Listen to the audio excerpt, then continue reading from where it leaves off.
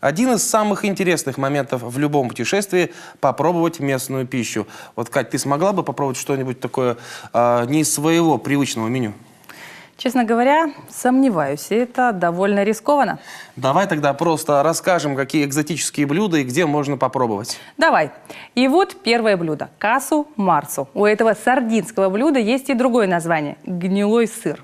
Этот сыр, который производится только на Сардинии, содержит личинки живых насекомых. Его готовят, просто выставляя сыр на улицу, предварительно удалив часть корочки, чтобы мухи смогли отложить в нем яйца.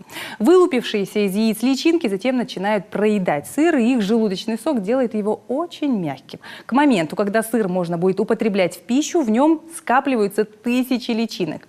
Некоторые удаляют их перед едой, но настоящие ценители касу марцу едят сыр вместе с ними. А вот другой пример. Балют – блюдо из утки, но не в самом традиционном смысле.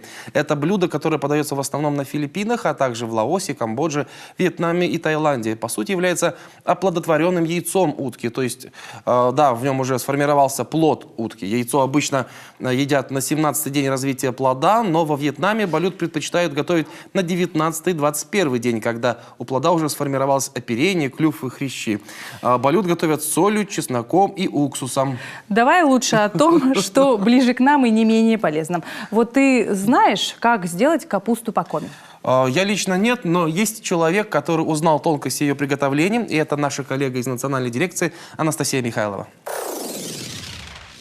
В осенний период капустой по-коми угощают всех гостей. Уж очень востребовано это блюдо, да ингредиентов для его приготовления нужно немного. Самые важные из них – это белокочанная капуста. Ее разрезаем пополам, более крупные кочаны режем на 4 части. Опускаем кучки в чан с кипящей водой.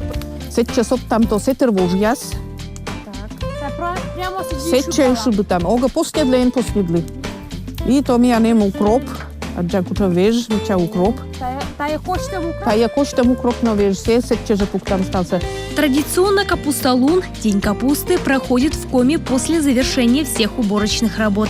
В это время во всех сельских дворах варили капусту, чтобы заготовить ее в таком виде на зиму.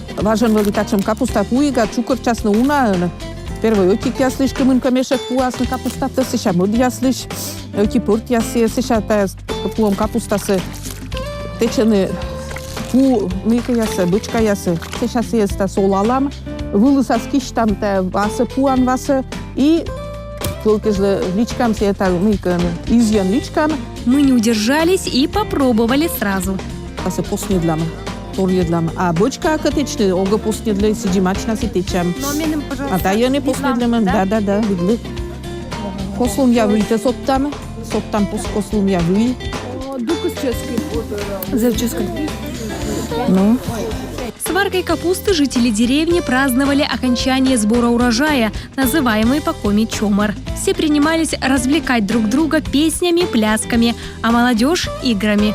С этого момента к зиме все готово.